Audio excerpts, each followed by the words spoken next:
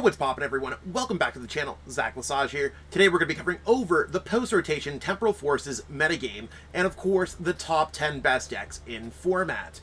A lot of these lists are going to see some amount of success at EUIC and Orlando. I do want to note this is probably going to be my last top 10 decks for a while, just because I'm going to be going to both EUIC and Orlando, so expect something the week I come back from Orlando or the week after that. That being said, there's a lot of great decks in this video. Do you think you know what the top 10 are? Let me know in the comments below. Give this video a like, share, subscribe, and let's jump into our number 10 pick. Kicking things off with our list is going to be Ancient Box, the deck that people have told me, why is this not on your list? Well, it wasn't ranked the way that I was ranking it before on my list. Now, this list is my personal feel going into EUIC. I've consulted a few of the other top members from TSS, a lot of my friends, and we all pretty much agree that this list is bang on. There might be some things where Gardevoir could slip into the top 10. We might see a future Toolbox-esque deck slip into the top 10, but reasonably, this is a pretty definitive top 10 of what we're all expecting at EUIC in terms of how much they're going to see play. And these are all the updated lists. Again, lists are available in the pinned comments, so be sure to check that out. That's some hiccups that are killing me as an old man. This list is just looking like really smooth. I believe I took it off one of the members that played it at a Play Limitless tournament. If I'm not mistaken, I believe their name was Dasha. I could be completely wrong. I did credit them in one of my other videos, so shout out to them. Might have changed a couple cards. We're really just trying to rip through our deck, get a lot of these cards into our discard pile. And I really like Prime Catcher over Ancient Drum in this deck, just because I want to rip my opponent's different Pokemon to shreds, and it gives us a switching out. Control is going to be an aspect of our format. Prime Catcher is going to be one of the better aspects in general. So that being said, we have a decent single prize card deck, got a couple Roaring Moon EX for backup, and it's generally looking like a pretty solid list. If you have any suggestions on the Ancient Box list, holla at your boy. Totally would love to hear them in the comments. I will be getting back to all the comments when I'm doing my traveling. And again, if you're missing any of these cards, I don't want to plug it all the time, but go to our sponsors at Kayfabe or at PTCGL Store. We have discount codes and links in the description. You can support the Shuffle Squad like that. Or if you're looking for something more in-depth, we usually have the videos recorded for each one of these. I believe every single video, or every single deck in this video will have its own individual deck profile plus gameplay. So just check the Shuffle Squad channel over the next few weeks. We can only post like one video a day. I mean, we could post more, but come on, it's already a lot. It's one of those things. Stay tuned for more great content. Let's see what we got for number 9. Hopping into number 9, we have Archus Tina with an Aerodactyl line. So, Arch Tina is really seeing a little bit of a rise in popularity since it was like buried down deep, back of the binder, back of the shoebox, not seeing too much play. But it did gain a few cards from Temporal Forces. Iron Leafs gives you a stable chance at beating Charizard, one of the best decks in our formats. The Giratina has access to Maximum Belt, which now allows it to hit for 330. Again, another Charizard counter. And Arceus decks didn't really lose too much. We saw that disruptive approach with the Judge, the Iono, all those cards. No more Path to the Peak, but we do have new Erie, so we could rip cards out of our opponent's hands. Card that I've considered adding into this deck is Technical Machine De-Evolution, but instead I've since added in Aerodactyl V-Star. Lugia seems like it's going to see a lot of play at the European International Championships. I bet to be like the EUIC, yeah. So that's really what I'm wanting to make sure that we have a strong answer to. On top of that, the Turbo Iron Hands deck is seeing a decent bit of success, and Aerodactyl V-Star is just not a shabby attacker. Like, it's fine. So we have an opportunity to just have a fighting type attacker, and being fighting and grass type in this current metagame is kind of strong. So that's what we got going on for Arc. Nothing else super crazy about it. Radiant Gardevoir is really to kind of stop your opponent's Tina V-Stars from doing a lot of damage, whether they're playing the Lost Zone or you're playing an Arceus Mirror match. I think it's a pretty well-constructed build, but I could see you cutting the Aerodactyl line, sobbing that Fighting Energy for a Grass Energy, adding a Technical Machine Devo, and maybe like a Jirachi or something like that. We'll have to see how it goes, but I really like this deck for EUIC as a personal pick. All the way at number 8, we have Lost Zone Toolbox, and this might be one of the hottest takes that I have on my list. Lost Zone Toolbox is absolutely dominating in Japan right now. this deck seeing success in the online limitless tournaments now that our PTCG Live is updated and people are alive and well and playing PTCG Live. I feel like this deck is just not as good as other Lost Zone offerings. Sure, we have a lightning type offerings for the Lugia matchup. We have a fighting type offering for the matchups where like Turbo Iron Hands or maybe a Miraidon if you ever run into it, or a mirror match. Roaring Moon EX can knock out anything. And of course we could layer that on a Lost Zone box deck. The thing that really worries me about this deck, and I don't want to be like, hey, it's number 8, let's talk about these top 10 decks. Like, we're in a wide meta. I think that we could see anything within the top 20 seeing success. Like, I feel like I could go and make top 8 with Raging Bolts EX. You know what I'm saying? Like, I feel like we're really in a format that's wide, and there's a lot of decks, so just, like, kind of research the format right now. But, like, there's a lot of one-of techs. You could just Lost Zone, be stuck between Iron Hands and Hoopa, and be like, this really sucks because I want them both for this matchup. I think the list is incredibly well constructed, and it's been working well for me. There's just other Lost Zone variants that I've been liking a little bit more. Maybe some are on this list, maybe some are not on this list. Could just be me, like, not necessarily liking this idea of a super teched out Lost Zone box deck.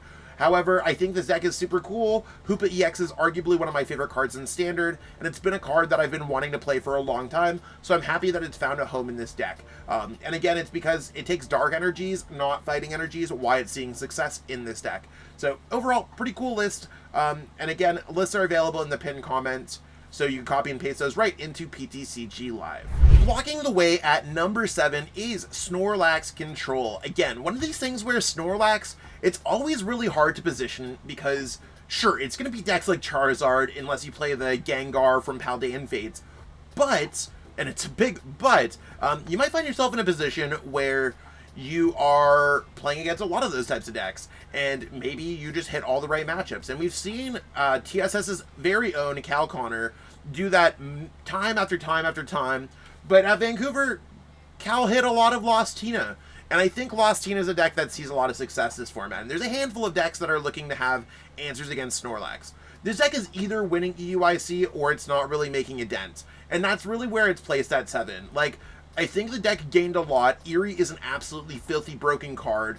And ripping 2 items out of your opponent's hand, like, rip their Switch, rip their Prime Catcher, rip their Super Rod. Like, I've had a good time playing Snorlax, and I'm sure it's come at the expense of a lot of other players. And we have ways that we could replace all the cards that we've missed out on with the deck otherwise, right? So, like, we lose Crabominable, we add Chi-Yu. And that's because it's not Forest Seal Stoneable, why we don't play it, but we still have access to Fire Energies. Like, cool. We lose Echoing Horn, we add in Mantine. The deck has answers to all the current metagame, and this is a list that Cal Connor and a few other TSS members worked on, and I'm happy to include on this list. So if you're looking for a really sick list to play Snorlax, you're really not going to be getting too much better than this. The Pidgeot version might actually be better, and that's something where it's usually under-tested. And what I mean by Pidgeot, I mean Pidgeot EX, so that might be something to consider. However, if you're looking for a pure Snorlax list, I think this is actually going to be the best one available right now. Almost at the halfway point, but at number 6, we have Lost Zone Tina. Now, Lost Zone Tina has been one of my favorite decks in the past format. In fact, I played it at Vancouver Regionals and at Charlotte Regionals, and I've probably, like, top forward or better, like, 20 League Cups with this deck. I'm not even exaggerating. This has really been my pet deck. In our next format, we've lost a few things like Battle VIP Pass. I feel like this deck gets hurt by Battle VIP Pass a little bit more because these Stage 1 V-Star Pokemon or V-Star Pokemon, you want to get them out with Battle VIP Pass. Buddy Buddy Poffin doesn't get you all the way there, so we're forced to rely on Nest Ball a little bit more. We do have Ditto that we can transform when it's in the active only on our first turn if we ever wanted to get out our Abyss Seeking or anything else like that. However, this deck did gain a few buffs when it comes down to its Charizard matchup. Similar to the Archus Tina version of this deck, we have Iron Leafs EX, which gives us some answers to attacking into our opponent's Charizard for a freebie knockout. On top of that, we have Star Requiem, which allows us to get an Oko, and I also feel like Prime Catcher can help us get that last knockout for 2 prize cards, whether it's 2 single prize cards, or however we really want to make it happen. I have seen some lists here add Forest Seal Stone, I've seen lists go Temple of Sinnoh. I'm not really sure if I like those cards added into this deck. Cuttable cards from this list would include the Ditto and the Lost Vacuum. there's not really much else that I'd want to change because I think this list is generally perfect otherwise. Could be wrong, but we'll have to see how it plays out. A lot of players have been really digging Lost Tina, and I fully imagine that we're going to see a lot of successful players play this deck at EUIC and Orlando Regionals. Breathing in that hot fire at number 5 is Charizard EX with Bibarel. Now, this is really one of those things where the community is divided. You're either on the Pidgeot version of this deck or the Bibarel version on this deck. And from what we understand, or what I understand, the Charizard Bibarel version is better into Mirror because you're offering up less prize cards. When it comes to playing against other decks, it's better to have Pidgeot yourself so that you're able to choose whatever cards you want. So, that being said, this puts this deck in a really weird spot, and it might be one of those lost archetypes. We've seen it happen before around the Paradox Rift format, where this deck was successful, then people decide Pidgeot's better, and then that's just Charizard in general. Same thing in Japan. We've seen Lost Zone Charizard EX, Arceus V-Star with Charizard EX, Charizard Bibarel, Charizard Pidgeot, combination of the three, and now we're really down to Charizard Bibarel and Charizard with Pidgeot. In this case, I think this deck's probably around number 5 in our current metagame, and again, I do think this deck could fall off. However, it's one of those things where Cypher Maniac's code breaking, putting cards on top of your deck, being able to Technical Machine Evolution, making sure that we're able to just like have answers to Technical Machine Devolution and stuff like that. Like, this deck has a lot of answers, and it might have a slightly better matchup against something like a Snorlax deck because we have a Jet Energy, we have a Switch, we have a Prime Catcher. Maybe if I add an Naturo, that's a 4th answer, and that could be enough to get through the matchup. Maybe it's not, but I do think that this deck deserves a little bit of love, and that's why it's at number 5 right now. Do you agree with me? Let me know, and also double check to see if you've subscribed to the channel. We're so close to 20k subs right now, and the channel's been on an absolute tear lately, so thank you so much to all of our subscribers. Just want to make sure, because I know like a lot of times I'll be watching YouTube and be like, I love that person, or watching TikTok and be like, they're one of my favorite creators, and I'm like, I'm literally not following them. It supports and helps out, and also watching our videos too to the very end really helps out. Thank you so much. Let's see what we have in the top 5, or I guess the top 4 at this point. If you haven't put your best guesses in the comments below, totally let them know right now. We will get back to all comments. Bumping ahead of our Ancient Box deck as our second new archetype on this list, we have Future Box Turbo Iron Hands. Now, I used to call this deck just Future Box, and I don't think that's necessarily the case. It's more like Turbo Iron Hands, and our goal is to really just power up Iron Hands with Miraidon, and we have Iron Crown EX and Future Booster Energy Capsule to do extra damage. Pretty sweet if you ask me. I've seen a lot of the builds like this see success on online tournaments, and it's something I want to talk about. Miraidon EX is pretty much replacing the Iron Boulder that I had in my list that I was covering before. Iron Boulder was enough to do some extra damage because it had a beefier attack that we could power up with Miraidon. It was fighting type, and that was cool. In this case, Miraidon EX is already doing a lot of damage for either 2 energies or 3 energies. It does even more when we factor in Iron Crown EX and Future Booster Energy Capsule, and it takes the same Lightning Psychic energies. So instead of playing Lightning, Psychic, and Fighting, now I can just play Lightning and Psychic. That also gives us a better chance against beating Snorlax decks, because we can just start with the Miraidon and power ourselves up and really start going through their various Pokemon by attacking. So this build to me seems pretty smart when it comes down to it. There's really not much that I'd change. It's a little bit more of a last-ditch effort, a little bit like you're either getting it or you're not. It's polarizing gameplay at its best, but I think it's really, when I say at its best, I mean this is peak polarizing gameplay. You could win a lot of games by playing this deck, so if you're unsure of yourself going into EUIC, Orlando, or anything else like that, this is the type of deck where you could rip your opponent into turn 1 with a Miraidon. And even if you don't win on your first turn, you could also just get an Iron Hands EX out and just start drawing extra prize cards. This is probably my favorite deck to play on the PTCG Live ladder because I can turn my brain off and just absolutely obliterate my opponent with some big attacks and draw extra prize cards. Honestly, one of my favorite decks right now, and it's so hard for me to like decide if I'm going to play this deck for EUIC or not.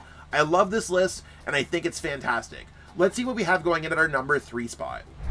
At number 3, we have Chenpoow, one of the funniest decks to play in this format, because I feel like it's one of those things where this deck is either ripping the top decks to shreds, or you are going Frigibax Pass. Talk about polarizing gameplay last deck. I think that this is really one of those things where this deck looks incredibly simple to play. I don't think it's as simple to play as people are giving it out to be, and other times it's like this deck is so easy to play because you're just knocking out your opponent's Pokemon. There's a lot of things when it comes down to it, and you're managing a lot of resources when it comes to your superior energy retrievals, your super rods, and of course your energies. I see a lot of lists that are very different from a lot of top Chien-pao players. This list is heavily based off of the successful list last format, and I've changed some things, like for where cross switchers got rotated out, I've added in both a prime catcher, a counter catcher, and a boss's orders. I see some lists that go no boss's orders, double Cypher Maniac. I see other lists that are adding in other weird tech cards. I really like how this list is playing out. I don't know if I necessarily want to play it, because again, you need a lot of stuff going for you, and I feel like this deck, your opponent could just be like, I'm going to target your Barrel, and they got it right, because you don't have another Barrel, or they're able to identify, like, when this deck works, it works so well, and I think that's why it's so high. It might just absolutely be the best deck in format when it works. If it's not working for you, it's not working for you, and this deck can absolutely feel terrible. I guess it's kind of where I was at with like last season's Lost Tina, and I played it a little bit too late. Maybe I need to revisit this deck before EUIC and Orlando. I think this deck's going to see a lot of success at both of those tournaments, so if you're thinking about playing this deck, you're definitely on the right track, and this is my current favorite list for it. Hopping into number 2 is one of my favorite decks from this format, and you'd be like, Zach, a lot of these decks are your favorite. I really like this format, okay? I've been playing PTCG Live again, and I've just been feeling really happy lately. Like, we got into the last, like, Paradox Rift Paldean Fates format, one of my least favorite formats that I've ever played in. Super demoralizing. Now we're in a new format. We've had our rotation. I really like rotation. I got a lot of cool new cards. I love A-Specs going back. And you want to know what? So Lugia is also one of my favorite decks. A lot of these decks are my favorite decks, okay? It's my video, blah, right? So this list is very much based off of Michael Heredia, someone who I've got a chance to work with, and they've seen success. They came second at a Deck Out Gaming Monday event with a very similar list. Now, this is my takes on the list, and I've changed a few things up where it's like I cut their third boss's orders, I've added in a fourth research, changed a few of the counts. However, I really like how they went with 4 Minccino and 3 Chinchino. So instead of going with a 4-3 Lugia, they went with a 4-3 Minccino, because if you're going second, you could use Call for Family. If you're going first, it's not that hard to find Lugia. Again, this is one of those decks, if you're getting burnt, you're probably burnt already, and you're going to start with Lugia and 6 energies and just lose. This might not always be the best deck to play in a tournament, because there's a lot of lightning type decks out there, or a lot of lightning type techs out there, but when this deck works, my god, this deck is absolutely fantastic, and you're ripping your opponents to shreds. Chinchino really working to do that extra damage with its second attack, loading up all those energies. I could see myself adding in a second Collapse Stadium, because I'm a little bit worried just about, like, Temple of Sinnoh, or just not being able to discard my Luminion. But right now, I think this list is absolutely fantastic. It's gas. Give it a try. And if there's any cards that you're missing, check out Kayfabe PTCGL store. Right before we jump into our number 1, put your best guess in the comments below. I'm sure it's got to be easy for a lot of y'all to guess, but if you haven't been watching these videos, or if you're new to the format, or you just want to help out the YouTube algorithm, please, please, please, please, please, please, please, I'm trying to cross my fingers, please, please, please, let us know in the comments below what you think. Let's get into it. Let's go. Boom! Here is our number 1 deck, Charizard EX with Pidgeot EX. Now, there might be a few things that you're like, yo, Zach, this is kind of a weird list when it comes down to it. And yeah, it might be a little bit of a weird list for you. I've decided to go with Hero's Cape as my A-Spec here. And it's because I went from Max Belt to Hero's Cape, and the other Charizard list plays Prime Catcher. I think any of those 3 are valid when it comes to this deck. However, Hero's Cape is working for me in the late game. So a lot of people's first answer is, yo, what if your opponent plays Vacuum? Well, there's a good chance throughout the game that your opponent might Ultra Ball, or just not get Vacuum, or it's in their deck. And if you not get their Pidgeot EX with a counter catcher, and you have Hero's Cape on your active, and you play Roxanne or Iono to 1 to 2 cards, I think you're in a pretty good case where your opponent's going to have to either find their Lost Vacuum off their 1 to 2 cards, or find a boss's order off their 1 to 2 cards. Is that possible? Of course it's possible, and I think anything's possible when it comes to Pokemon. We're in a format that's still riddled with variants. I'm not going to be that ignorant or anything else like that, but I do think it's a hot tech, especially when there's other things like Eerie and going more of an Azul GG inspired toolbox of disruptive cards in this deck. So going with a Roxanne, going with an Eerie, going with a TM Devo, going with a Hero's Cape. Like, there's a lot of answers when it comes down to this deck, and maybe it would be better to cut one of our boss's orders for a counter catcher for these exact reasons, so we could play these teched out supporters and play a counter catcher to gust up our opponent's Pokemon.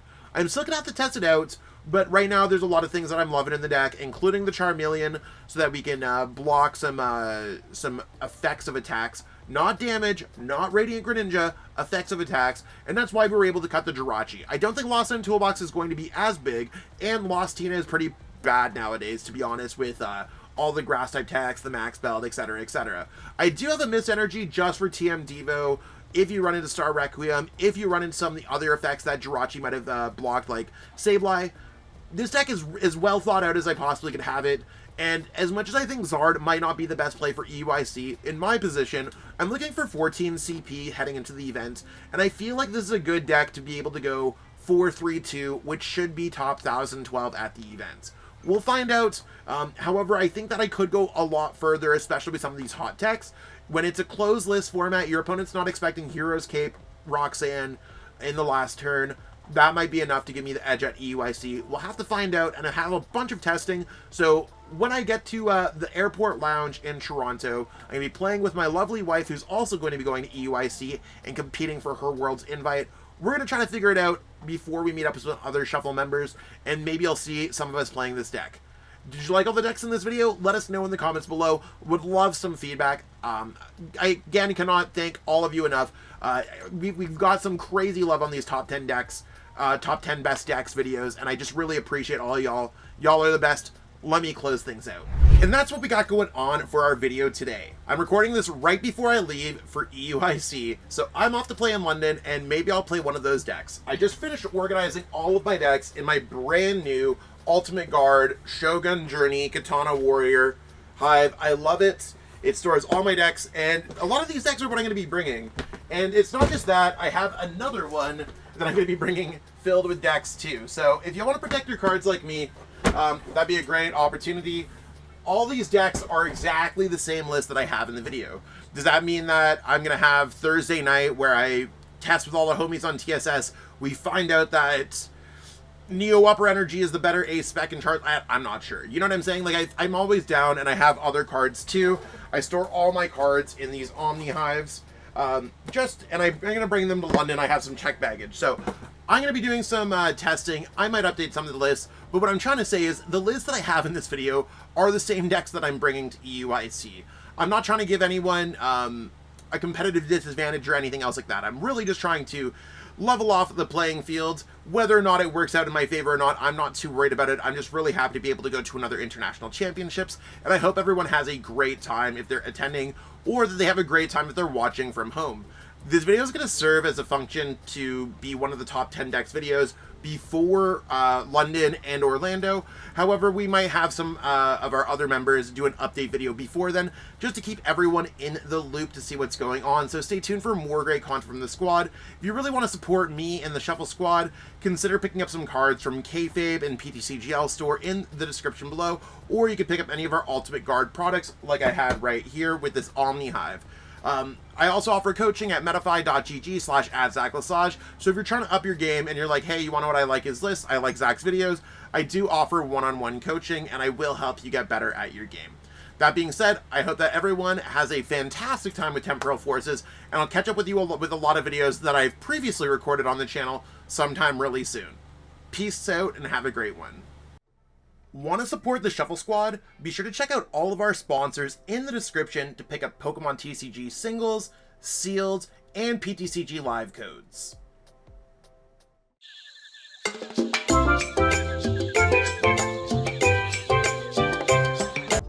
You made it to the end. Thank you so much for watching this entire video from the Shuffle Squad. Honestly, from the bottom of our hearts, we appreciate each and every person that supports our content, watches what we have going on every single day, every single week, even from time to time, and continuously allows us to have a forum to project our creative content towards the Pokemon TCG community. So if you haven't already, be sure to give this video a like, subscribe to the channel, and even leave a comment to help boost the YouTube algorithm. That being said, we'll catch you with our next video. Thanks again. Take it easy.